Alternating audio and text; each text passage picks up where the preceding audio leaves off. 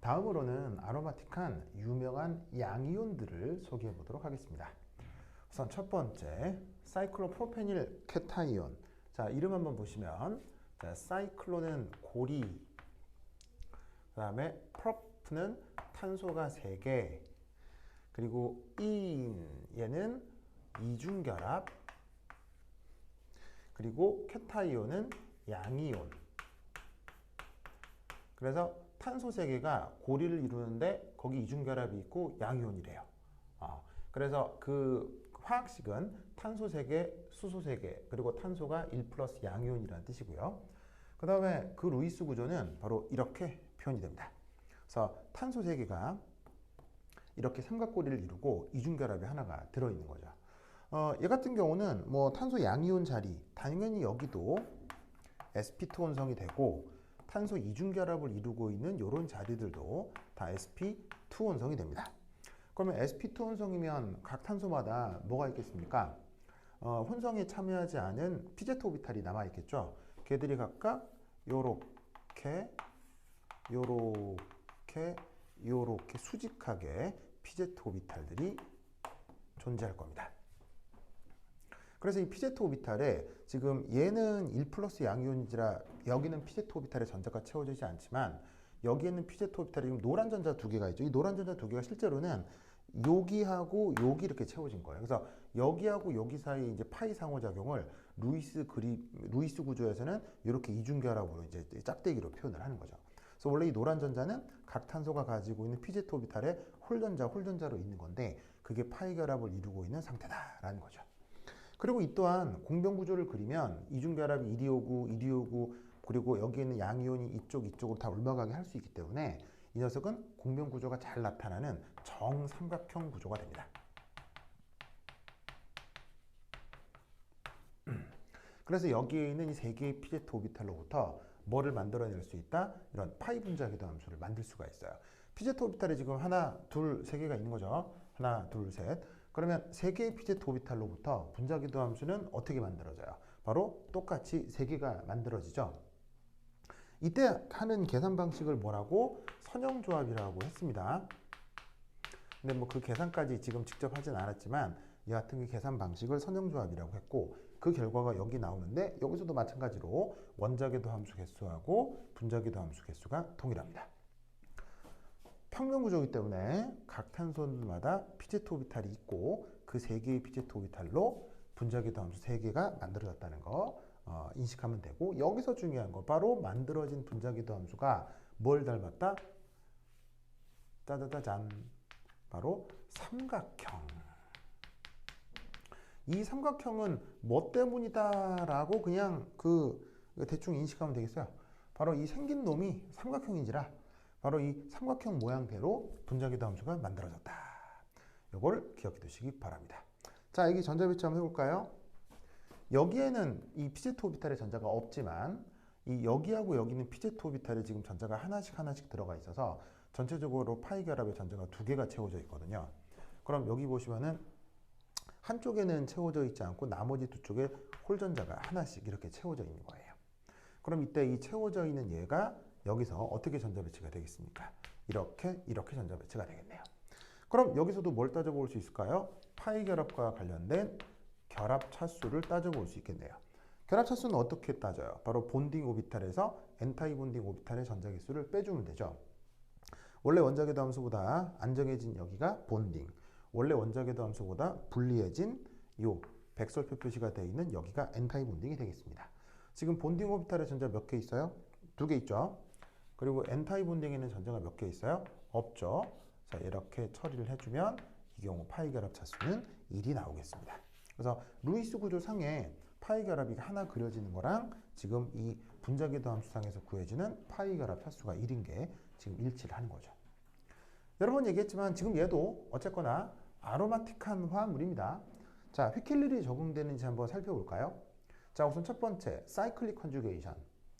자, 우선 사이클릭이죠. 그리고 컨주게이션인가요? 네, sp2, sp2, sp2, sp2 고리를 구성하는 모든 원소들이 다 sp2 원성으로 표현되기 때문에 사이클릭 컨주게이션 맞습니다. 그 다음 두 번째 파이 결합 전자가 4n 플러스 2를 만족하나요? 자, 파이 결합 전자 몇 개 있어요? 지금 보시다시피 두 개 있잖아요. 두 개. 여기도 두 개 있잖아요. 두 개. 그럼 두 개는 4n 플러스 2에 들어가나요? 네, 들어가죠. 4n 플러스 2도 만족하고요. 그 다음 생긴 게 뭐라고요? 정삼각형. 공명 구조가 완벽하게 나타나기 때문에 각 탄소마다 결합 길이나 결합각이 완전히 동등해야 하고, 그래서 모든 결합각은 60도로 똑같습니다.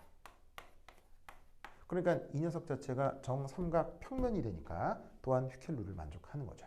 그래서 이 사이클로프로페닐 케타이온도 휘켈룰을 만족하는 아주 유명한 양이온이다라는 거 알아두시고, 분자궤도 함수 역시 삼각형 모티브를 따라서 만들어졌다라는 거죠.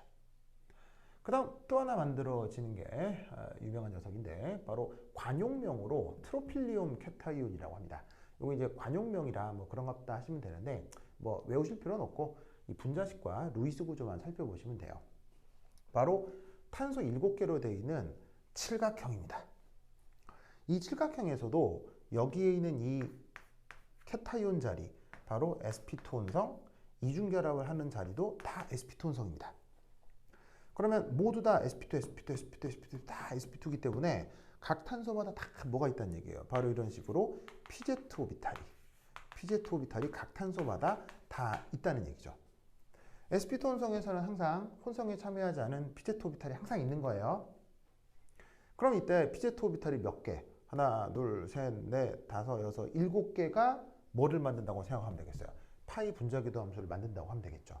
그래서 여기에 있는 pz 오비탈 하나, 둘, 각각이 이제 각 탄소마다 이런 pz 오비탈이 있는 거라서 하나, 둘, 셋, 넷, 다섯, 여섯, 7개를 이렇게 하나, 둘, 셋, 넷, 다섯, 여섯, 7개로 그렸고, 그걸로부터 역시 이것도 선형조합을 해. 그러면 그 선형조합 상태에서 분자궤도 함수도 몇 개 만들어져야 돼요? 원자궤도 함수가 7개니까. 왜? 지금 꼭지점 7개잖아. 7개니까 여기서도 분자궤도 함수가 7개가 만들어진다 라고 생각하시면 되죠. 그럼 이 7개도 어떻게 생각하시면 되겠어요? 바로 여기서부터 하나, 둘, 셋, 넷, 다섯, 여섯, 7. 바로 칠각형 모티브가 나타나는구나 라고 생각하시면 돼요. 왜? 지금 생긴 게 칠각형이니까 만들어지는 분자궤도 함수도 칠각형을 닮았을 것이다 라고 짐작을 하시면 된다는 얘기죠. 그럼 여기 트로필리움 양이온에서 전자 배치도 한번 해볼까요? 보시다시피 지금 여기에 파이 결합을 이루는 전자가 하나, 둘, 셋, 넷, 다섯, 6개가 나오죠. 그럼 하나, 둘, 셋, 넷, 다섯, 6개를 여기서 어떻게 해주시면 되겠어요? 순차적으로 밑에서부터 채워나가면 되는 거죠. 바로 하나, 둘, 셋, 넷, 다섯, 6. 그러면 여기서도 뭘 따져볼 수 있겠습니까? 바로 파이 결합과 관련된 결합 차수를 따져보면 되겠죠. 본딩 오비탈의 전자가 몇 개 있어요? 보시다시피 6개가 있고요. 그 다음 엔타이 본딩 오비탈에는 전자가 몇 개가 있어요? 보시다시피 0개가 있죠.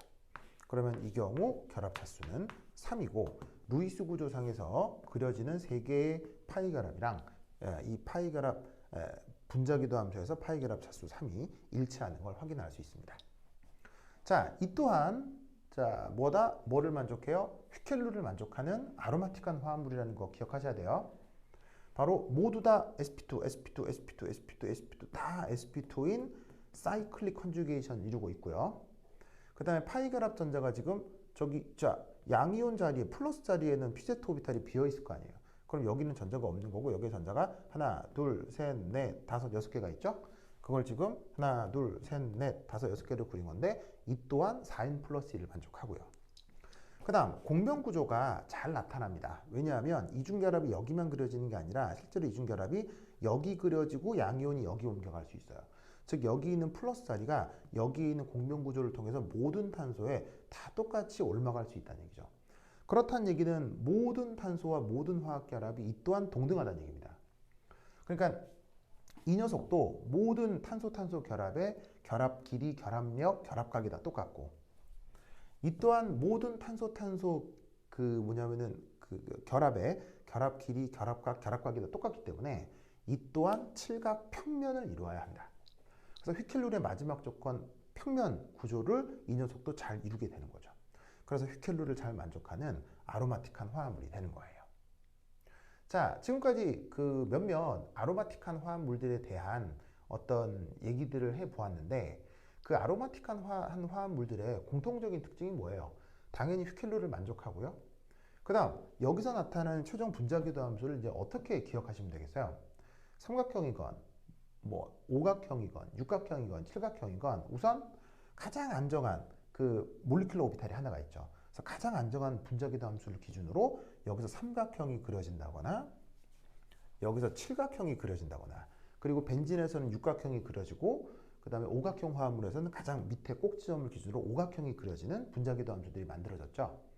그래서 사실은 이걸 계산하는 선형조합 계산, 바로 휘켈이 만들어냈던 시큘러 디터미넌트 계산은 조금 더 복잡할 수 있습니다만 그 결과를 외우는 방식은 굉장히 이제 루틴해지는 거예요. 그래서 나와 있는 이 화합물의 기하학적 구조로부터 최종 분자기도 함수가 그 기하 구조를 매우 닮았다라는 그 사실을 꼭 기억해 두시기 바랍니다. 옥스토비 책의 연습 문제에도 이런 녀석들이 연습 문제로 나오고 이렇게 분자기도 함수를 그려보라 라는 것들이 나올 수 있으니까 이 내용도 잘 숙지하시고 자기 것으로 만들어 주시기 바랍니다.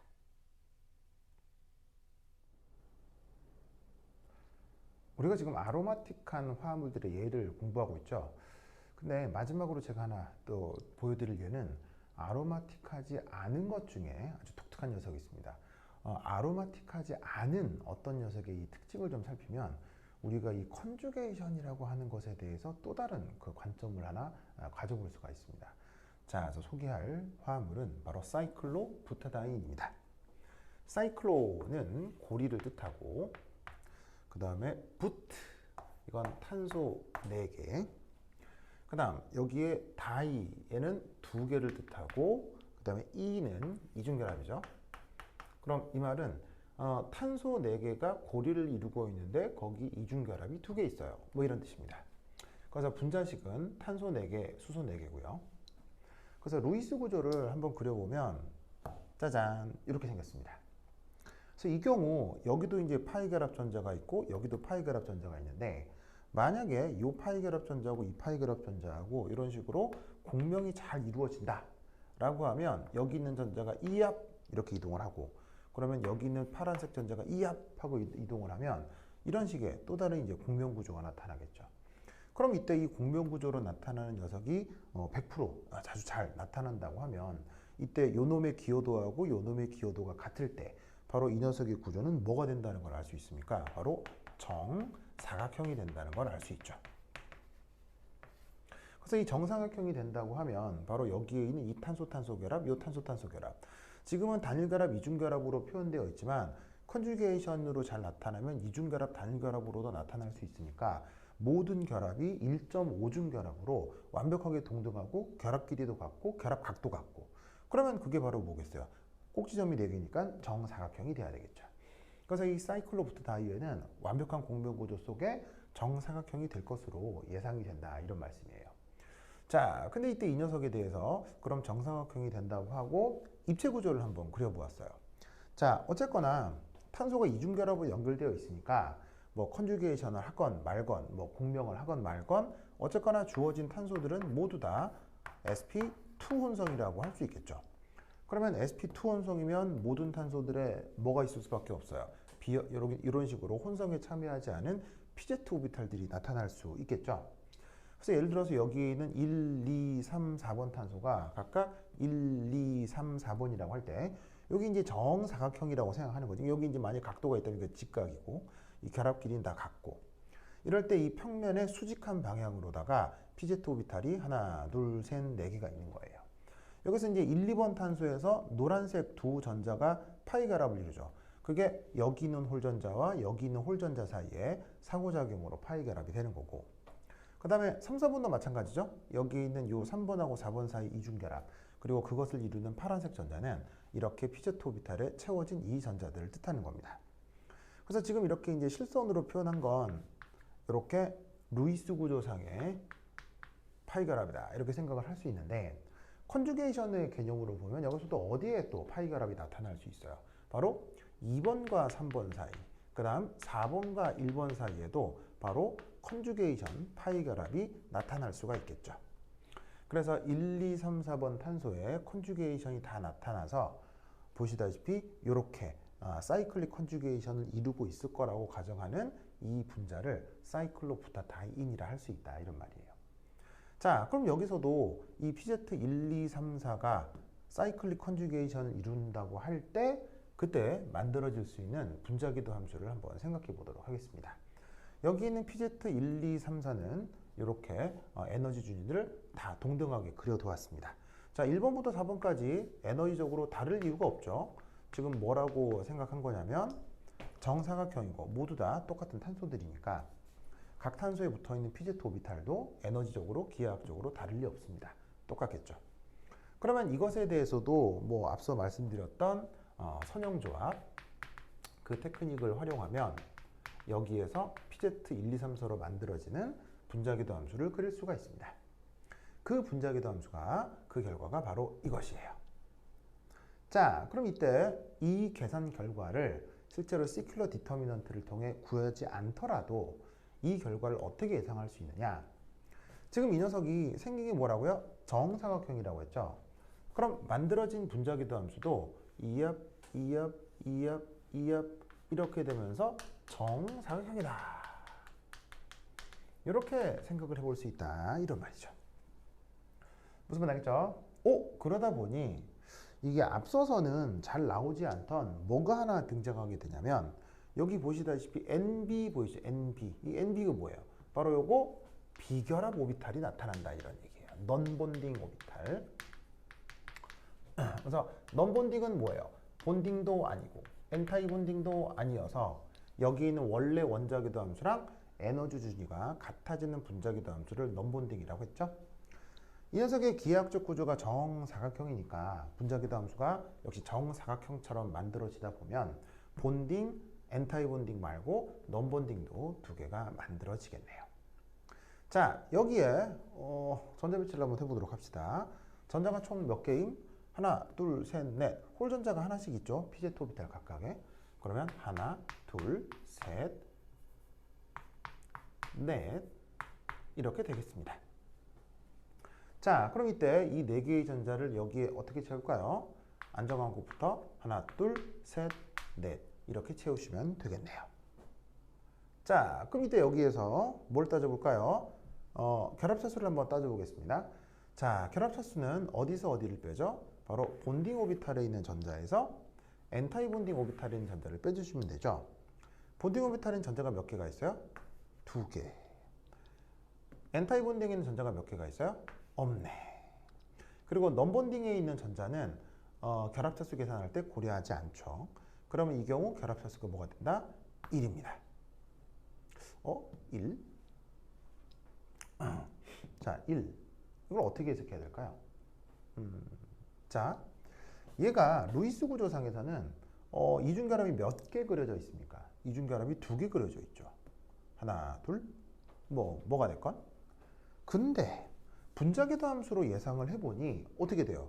그 파이 결합의 결합차수가 작아진 거예요. 그럼 여기서 알 수 있는 사실은 뭐냐면 저기에 있는 루이스 구조 그 예측보다 더 안정해졌다는 얘기예요? 불리해졌다는 얘기예요? 얘는 더 불안정한 구조란 얘기죠. 그렇구나. 그렇구나. 루이스 구조상에서는 이중결합인데 이렇게 분자기도 함수상에서 결합차수가 1보다 이렇게 그 값보다 이중결합인데 결합선 2개인데 결합차수가 1로 이렇게 나올 수도 있겠구나. 자, 그리고 이때 또 독특한 사실은 뭐냐면 여기에 그래서 결국 넌본딩 오비탈에 뭐가 생기게 돼요? 바로 홀전자가 생기게 되죠. 홀전자가 생긴다. 그런 장기성을 바로 상장기성이라고 했죠. 그래서 얘가 만약에 정사각형으로 존재하게 되면 자, 루이스 구조상에서는 홀전자를 찾을 수 있어요? 못 찾아요? 루이스 구조상에서 이게 홀전자인지 전자쌍인지 구분이 안 되죠. 그런데 분자기도 함수상에서는 이런 식으로 홀전자가 나타나면서 얘가 상자기성이 되는 것이죠. 아시겠죠? 그래서 사이클로펜타다인이 만약 정사각형 구조를 갖게 된다면 이런 식으로 결합차수는 1이 되고 그 다음 홀전자가 남아서 상자기성이 되는 겁니다. 자, 그리고 앞서 제가 뭐라고 말씀드렸냐면 얘는 짜잔 아로마틱하지 않다고 했죠. 왜 아로마틱하지 않다고 했냐면 우선은 여기 파이 결합의 전자가 어쨌건 몇 개 들어갑니까? 하나, 둘, 셋, 넷, 하나, 둘, 셋, 넷.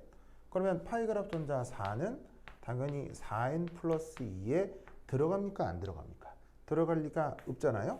그러니까 이것으로부터 어쨌건 얘는 아로마틱하지 않은 얘다라는 게 이 전자배치에서 이제 우리가 확인할 수 있는 거죠. 자, 근데 아무래도 좀 이상하지 않습니까? 뭐냐면 뭐가 이상하냐면 첫 번째는 이게 루이스 구조상에서는 이중결합이 두 개 있어야 되는데 분자 궤도 함수, 그러니까 MO 측면에서는 이게 결합선이 하나로 줄어버린 거예요.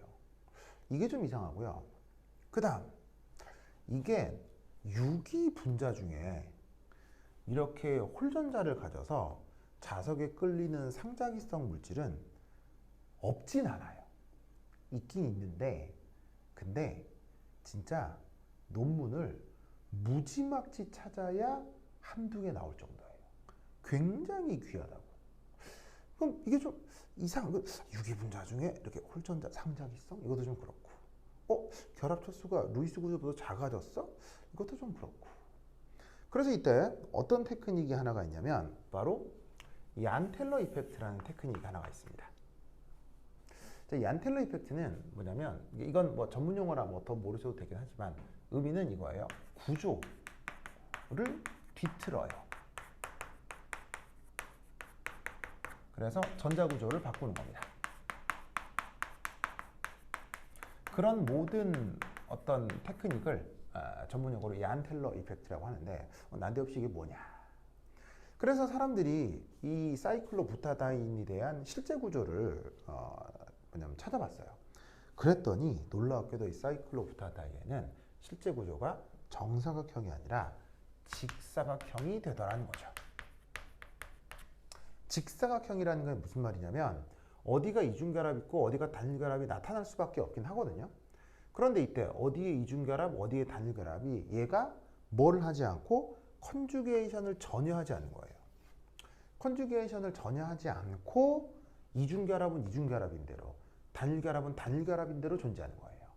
그러니까 즉 이중결합인 녀석은 결합 길이가 좀 더 짧고 그 다음에 더 강하고, 단일결합으로 표현된 부분은 결합 길이가 더 길고 더 약하고. 아시겠죠? 우리는 보통 어떤 생각을 하냐면 컨주게이션이 나타나는 거, 공명구조가 나타나는 게 무조건 좋을 거라고 생각하지만 그게 아니라 컨주게이션이 나타나서 안정한 게 아니라 어떤 안정한 화합물의 안정성을 컨주게이션으로 설명하고 있다는 걸 명심해야 돼요. 즉 무슨 말이냐면 어떤 화합물을 봤을 때 네가 컨주게이션 할 수 있겠네? 그럼 너는 안정하다. 이렇게 얘기하는 게 틀릴 수 있다는 얘기예요. 뭔 말이냐면 그냥 안정하다고 알려져 있는 화합물에 대한 여러 설명 방법 중 하나가 공명 혹은 컨주게이션이라는 거지, 그냥 공명이 될 것 같으니까 네가 더 안정하다 이렇게 예측을 하면 틀릴 수도 있다는 얘기예요. 무슨 말이냐? 주어져 있는 이 화합물은 이렇게 컨주게이션 혹은 공명을 통해 정사각형으로 존재하는 게 아니라 이 사이클로부타다이에는 전혀 공명 구조 없이 이렇게 직사각형으로 존재하는 거예요. 근데 정사각형이 됐건 직사각형이 됐건 이 각각의 탄소들이 sp2 혼성이고 그 다음 sp2 혼성에 이런 식으로 pz 오비탈이 있는 건 달라지는 건 아니죠. 그건 똑같아요. 그러니까 이 구조였을 때와 이 구조였을 때 입체 구조의 차이는 뭐냐면 이 흰색 틀이 정사각형이냐 직사각형이냐의 차이인 거예요. 그러니까 여기가 정사각형이면 컨주게이션이 되는 거고 여기가 직사각형으로 벌어져 있으면 컨주게이션 없이 파이가람만 독립적으로 두 개 나타나는 거죠. 그럼 이렇게 컨주게이션 없이 나타나는 요 하나, 둘, 셋, 네 개의 pz 오비탈로부터 만들어지는 그 파이결합의 최종 결과는 뭐다? 바로 이렇게 됩니다. 이때는 직사각형 모티브가 되는 거죠. 정사각형이라고 가정하면 파이 분자궤도 함수도 정사각형처럼 되고요. 직사각형이라고 가정하면 이런 식으로 분자궤도 함수도 직사각형이 되는 거예요. 그럼 여기에 한번 전자배치를 해볼까요? 어쨌건 직사각형이건 정사각형이건 자 여기에 홀전자가 하나씩 있는 거예요. 그러니까 이제 정사각형이면 컨주게이션이 있는 거고요.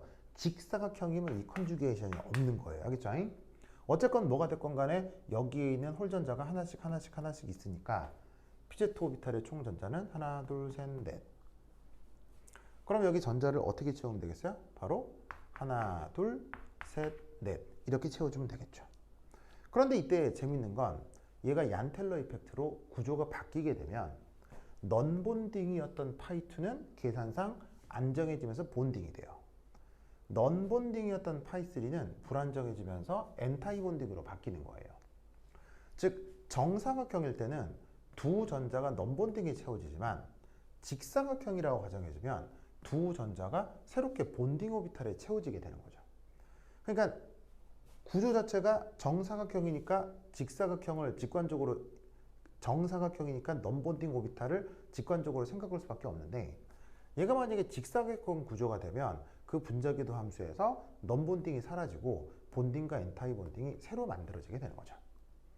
그럼 이 경우 여기에 전자 배치를 해서 결합차수를 구해보면 하나, 둘, 셋, 넷 해서 본딩 오비탈의 전자가 4개 그리고 엔타이 본딩 오비탈은 전자가 채워지지 않기 때문에 얘는 짜잔 결합차수가 2가 되는 거예요. 이 결합차수 2 이것이 더 그럴듯하죠. 왜? 실제로 이 주어진 화합물의 이중결합은 정말로 2개가 있기 때문에 파이 결합 2개가 있다는 걸 분자기도 함수로도 이렇게 표현을 할 수가 있는 거죠. 그래서 어떻게 되냐면 이 경우는 이 사이클로 부타다이드의 경우 오히려 컨주게이션을 통한 정사각형 구조보다 컨주게이션 없이 직사각형으로 존재하는 것이 오히려 더 안정한 구조가 되는 거예요. 그러니까 다시 한번 말씀드리자면 컨주게이션을 한다고 해서 무조건 안정해지는 게 아니에요. 무슨 말이냐면 컨주게이션을 해서 안정한 게 아니고 어떤 안정한 대상에 대한 여러 설명 방법 중 하나일 뿐이라는 거예요. 무슨 뜻인지 알겠죠? 그걸 보여주는 재미있는 예입니다. 그러면 이 경우는 상자기성이겠어요? 반자기성이겠어요? 이 경우는 반자기성이 되겠네요. 왜? 홀전자가 하나도 없잖아요. 물질 안에 있는 이렇게 홀전자를 조사하는 테크닉이 있거든요. 뭐 여러 가지 테크닉들이 있을 수 있는 ESR 이런 테크닉들이 있을 수 있는데 그런 것들을 통해서 실제 이 화합물의 홀전자 여부를 판단하는 거예요. 그러면 실제로 얘는 홀전자 없이 반자기성으로 나타납니다. 그러니까 어떻게 되냐면 얘는 컨주게이션 없는 직사각형 구조라고 해야 실제 설명을 더 잘 해줄 수가 있죠. 근데 옥스토비 책에는 그 어디까지만 나와 있냐면 요건 나와 있지 않습니다. 요건 나와 있지 않고 옥스토비 책에는 그냥 이런 화합물이 있는데 이게 만약 정사각형 구조가 되었을 때 그러니까 만약 공명구조와 컨주게이션이 잘 나타날 때 그때 가능한 파이 분자궤도 함수를 그려보세요 라는 말이 나옵니다. 뭐라고? 만약 정사각형 구조라면 얘가 실제 이러하다는 얘기는 없고요. 옥스토비 책에는 그냥 정사각형 구조로 가정을 하고 이때 분자궤도 함수를 그려보라는 문제가 나오거든요. 그걸 이런 식으로 그리시고 그때 상자기성이라고 답을 하시면 돼요. 만약 정사각형이라면.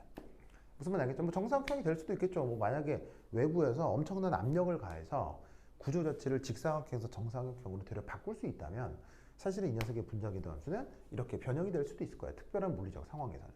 그걸 가정한 문제들이다라고 생각하시면 됩니다. 네, 실제 이러해서 말씀을 드린 건데 옥스토비 책에는 이건 안 나와요. 안 나오고 실제로는 이건 뭐냐면 안 나오고 옥스토비 책에서는 정사각형을 가정한 구조만 나온다. 라는 것을 또 꼭 기억을 해두시기 바랍니다. 그리고 다시 한번 얘기하지만 얘는 어쨌거나 아로마틱한 거다, 아로마틱하지 않은 거다, 아로마틱하지 않은 얘 하나를 지금 설명을 드린 거예요. 아시겠죠? 그래서 이제 아로마틱하지 않은 거지만 아로마틱하지 않은 것을 살짝 보니 또 한 번 아로마틱이라는 것에 대한 공부를 하게 되는 거죠. 그래서 말씀드리는 예이고요. 뭐 옥스토비 책 연습 문제로도 잘 나오고 있으니까 이런 것의 존재도 꼭 잘 기억을 해두시기 바랍니다.